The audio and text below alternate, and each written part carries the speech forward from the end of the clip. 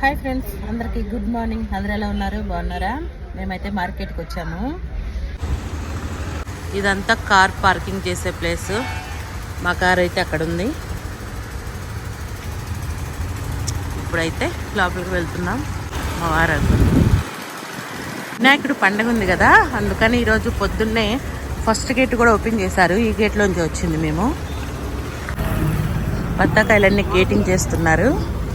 ఇలా అన్నీ గేటింగ్ చేసి బ్యాగుల్లో వేస్తారు.